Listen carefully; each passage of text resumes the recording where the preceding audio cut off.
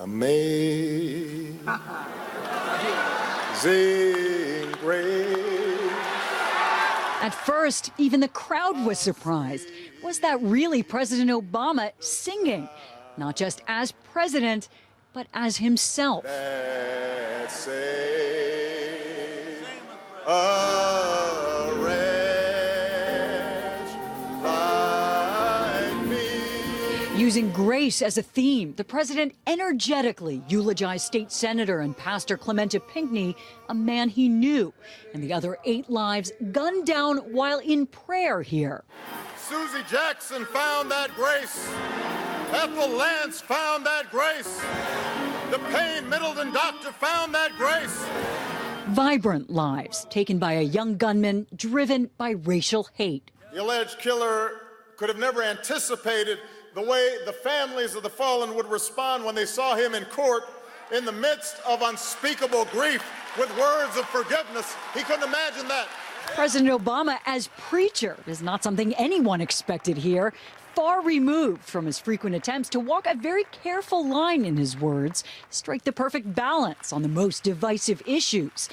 Not this time. He spoke of moving from blindness in this country to seeing.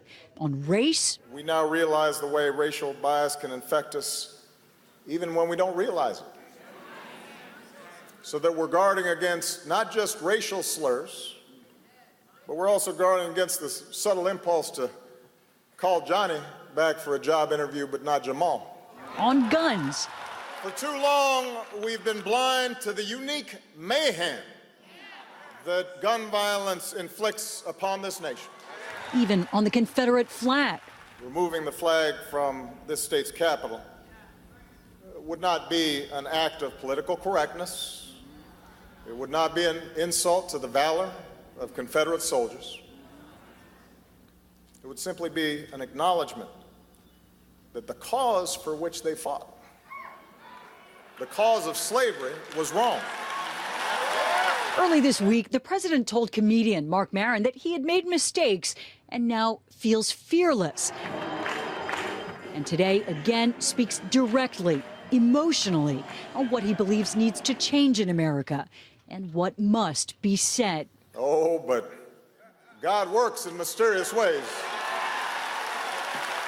He has allowed us to see where we've been blind.